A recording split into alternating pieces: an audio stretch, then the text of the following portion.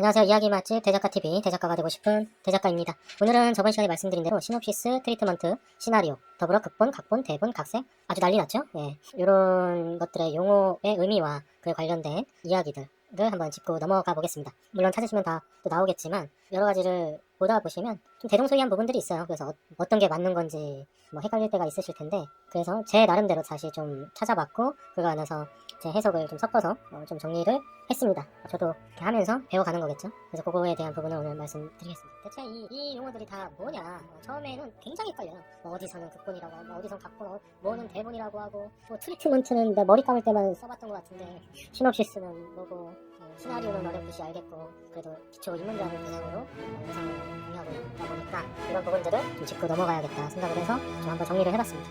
이야기 참 작은 요리를 하는 기분이다. 다양한 재료를 넣고 나만의 레시피로 만드는 것처럼 이야기도 비로소 완성된다. 이야기 맛집 대작가TV 맛있게 봐주세요. 이 로그라인은 지난 시간에 얘기했던 거죠. 그래도 이런 것들을 얘기하는데 빠지면은 협해서 그냥 간단하게 넣었습니다. 작품을 설명하는 한 문장이다. 지난 시간에 영상으로 공유했죠. 자세한 내용은 영상을 참고하시면 될 것 같습니다. 시놉시스, 이제 자기 등장인물 줄거리 등을 나열한 A4 용지 한 장에서 5장 분량의 작품 내용을 쓴 글이다. 그 극작법, 이야기, 입문편의 가장 메인이 되는 내용이라고 할 수 있어요. 왜 메인이라고 하냐면 제가 이 유튜브 처음 시작할 때 클립으로 올린 거는 그냥 간단하게 조금 설명하고 지나간 거예요. 하지만 각 항목에 있어서 생각해야 될 부분들이 굉장히 많이 있거든요. 각 항목에 파생되는 알아야 되는 것들이 많이 있기 때문에 아마 조만간 공유가 되지 않을까 싶습니다. 마무리할 때까지 정주행 해주시면 감사하겠습니다. 그래서 시놉시스는 그런 것이다. 다음은 트리트먼트. 보통 영화에서 많이 쓰고요. 그리고 말씀드렸지만 나는 영화만, 나는 드라마만 이렇게 생각하실 필요 없다는 거. 영화도 써볼 수 있는 거고 드라마도 써볼 수 있는 거니까 일단 알아두시면 좋을 거라 생각합니다. 시놉시스와 대본 사이에 위치한 글이라고 보시면 되고, 작품 줄거리가 좀 더 구체적으로 서술된 글, 그 안에는 등장인물, 주요 사건, 핵심적인 대사 등도 포함하여 쓸 수 있다. 그래서 기본적으로는 줄거리를 좀 더 구체적으로 이렇게 쓰는 건데, 제가 본 트리트먼트 중에는 등장인물에 관해서 조금 더 쓴 것도 있고 이래요. 그러니까 형식이 딱 있는 건 아니에요. 기본적으로 단편 소설 느낌으로 판문식으로 쓴다고 하거든요. 근데 그 중에는 캐릭터 설명을 더 넣은 트리트먼트도 전 본 적이 있다. 그래서 초반에 오픈된 그런 것들을 받아서 보는데 좀 혼란스러웠어요. 제가 전에도 말씀드렸지만 어떤 게 맞는 거야? 누군 이렇게 썼고 누군 이렇게 썼는데. 그러니까 이거는 작자와 상황에 따라서 다를 수 있다. 최종적으로 말씀드리겠지만 어쨌든 그런 것들도 포함될 수 있고, 중간중간 대사들도 넣을 수 있고, 핵심적인 대사, 물론 대사를 많은 분량을 넣는 건 안 되겠지만 매력적인 그 캐릭터를 확실하게 보여줄 수 있는 구상한 대사가 있다면 그런 걸 미리 한번 포함시켜 보는 거죠. 그리고 어떤 사건, 인물들의 관계, 내면적인 표현, 묘사 이런 것들을 할 수 있다는 거예요.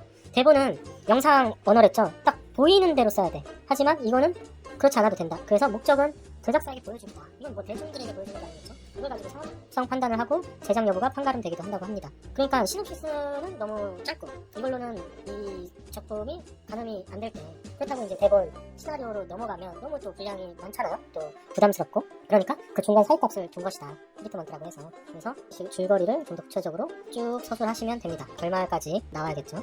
분량은 쉽게 예를 들면 100장 분량의 내용이 있다 치면은 한 트리트먼트는 10장에서 30장 정도 쓴다는 거죠. 분량을 그 정도로. 그러니까 압축 버전인 거죠. 100페이지짜리를 10페이지에서 30페이지 정도 압축해서 그 안에 담아내야 된다. 예를 든 페이지예요. 또는 A4 용지로 10장에서 20장 내외 정도로 쓰기도 한다. 그러니까 이거는 다 그때그때 달라요. 그래서 편하게 볼 수 있도록 쉽게 풀어 쓴 글이라고 하시는 분도 계시고, 단편 소설 느낌이다 라고 하시는 분도 계십니다. 트리트먼트가 이런 느낌이구나 생각하시면 될 것 같아요. 앞으로 정답은 역시나 없어요. 가장 핵심 답에 가까운 거라면 요거죠. 작품의 줄거리가 좀 구체적으로 서술된 거, 그리고 단편 소설 느낌. 내면 문화도 들어갈 수 있고 그런 거에 제약은 없다고 합니다. 대본이랑은 글 쓰는 문법 자체가 좀 다른 거죠. 이 제작사가 충분히 이야기를 이해할 수 있게끔 쉽게 쓴다는 거죠. 시나리오는 곧 각본을 뜻합니다. 동일한 말이에요. 이제 영어로 표현했느냐, 한자어로 표현했느냐, 이 차이입니다. 그 시나리오가 각본을 뜻한다. 그러니까 완성된 각본을 뜻하는 말이에요. 보통 영화에서 많이 표현한다. 시나리오란 말은 굉장히 많이 쓰죠. A4지 용지로 장당 대략 1분 정도로 계산을 하고, 영미권에서는 이제 가운데 정렬로 쓰는데 장당 1분이 딱 떨어진다고 합니다. 그래서 이렇게 쓴다고 하더라고요. 계산하기 쉽게. 국내에서는 이제 왼쪽 정렬로 해가지고 들여쓰기를 해서 하는 거죠. 그래가지고 우리는 요 사이를 왔다 갔다 할 수 있다. 말씀드렸지만 작자, 또 상황, 분야에 따라 양식이나 분량은 다소 차이가 있을 수 있다. 각본 위에서 설명했죠? 각본이 곧 시나리오다. 그럼 각본이란 말이 또 어렵잖아. 각본이 뭐냐? 국문학의 일종으로 각종 매체에서 스토리와 대사, 등장인물의 행동, 촬영 또는 작화 기법 등을 글로 표현한 것이다. 이게 곧 각본이고 시나리오라고 말한다. 그래서 문학성을 가진 국문학의 일종이다. 문학에는 뭐 시, 소설, 뭐 다양한 분야가 있죠. 그 중에서도 극문학.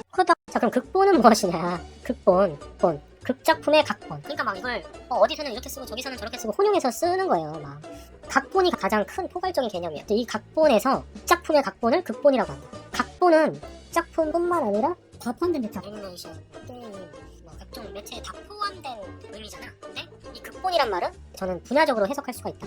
이 각본 안에서도 작품의 각본을 극본이라고 한다. 연극, 영화에 적용됐었다. 추후에 TV가 발전해서 추가로 TV 드라마에서도 본이라고 씁니다. 특히나 연극은 보통 희곡이라고도 많이 표현하죠. 들어봤을 거예요. 시나리오나 극본이나 혼용해서 거의 동일한 의미로 쓰는 거예요. 각본이라고도 쓰고 극본이라고도 쓰고. 근데 엄밀히 따지면 극작품의 각본만을 연극, 영화, TV 드라마는 극본이라고 한다. 이렇게 파생돼서 극본이란 말을 쓰기 시작한 것 같아요. 대본이라는 게 나와요. 대본. 그러니까 대본은 또 극대본하고 방송대본으로 나뉘어요. 그러니까 형식적으로 해석할 수 있다. 대본은 뭐냐? 지문과 대사 위주로 담긴 글, 대사에 치중한 글. 또 얘도 혼용해서 쓸 수가 있다. 근데 엄밀히 따지면 이제 의미적으로는 다르지만 이 방송 쪽에 대본이 나오면서 이렇게 또 쪼개졌다. 극대본은 어떤 각본의 일종으로 봐도 되는 거죠. 극본의 일종으로 봐도 되는 거고, 부르기를 이제 대본이라고 부르는 거예요. 대사가 담긴 그것들을. 방송 대본은 각본이라고 부를 수 없다. 문학성을 가지지 않아서. 그냥 이제 예능 대본도 있을 수 있고 뭐 여러 가지 그 방송 프로그램에 대한 대본이 있을 수 있잖아. 진행자의 어떤 대사들이나 행동들, 지시사항들을 담긴 지문 이런 것들을 방송 대본이라고 하잖아요. 그래서 그냥 그렇게 대본으로만 불리지 각본, 뭐 시나리오, 극본이라고 할 수 그 중에 이제 극대본이라고도 하는 거죠. 시나리오도 지문과 대사가 담겨 있으니까 이게 계속 이렇게 파생이 된 것 같아요. 현장에서 그렇게 이해를 하시면 될 것 같습니다. 각색은 뭐냐면 서사시나 소설 따위의 문학작품을 희곡이나 시나리오로 고쳐 쓰는 일. 기본적으로 이런 문학작품들을 연극이나 영화, 드라마로 바꾸는 거죠. 그거를 이제 원래는 각색이라고 한다. 근데 지금은 플러스 시나리오 원작을 수정할 때도 씁니다. 지금 포괄적으로 원작에 있는 시나리오를 수정하고 내용을 바꿀 때도 각색이라는 표현을 많이 쓰죠. 시나리오 집필 순서. 보통은 이제 로그라운 작품을 설명하는 한 문장에서 시놉시스 작품을 설명하는 어떤 기획서 개념으로 쓰는 거고, 트리트먼트는 단편 소설 정도 줄거리 나열한 느낌으로 쓰는 거고, 그 다음에 이제 대본이 들어간다. 본격적인 시나리오 작업을 들어간다. 각본을 들어간다. 그래서 완성된 거를 보통 영화에서는 시나리오, 각본이라고 표현을 하죠. 드라마에서는 보통 대본이라고 표현한다. 제가 생각했을 때 이렇게 표현을 하는 것 같아요. 보통 드라마, 대본, 공모전, 드라마, 시나리오, 공모전. 그러니까 시나리오도 혼용해서 쓰는데 더 잘 쓰는 거는 드라마, 대본, 드라마, 극본, 공모전. 또 영화는 영화, 시나리오, 공모전.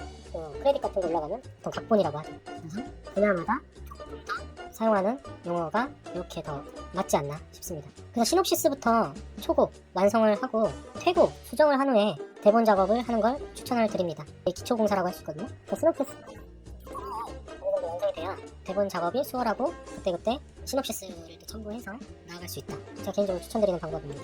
물론 거꾸로 되는 경우도 있죠. 이거 시나리오 다 완성하고 그거를 이제 간추려서 시놉시스를 쓰기도 합니다.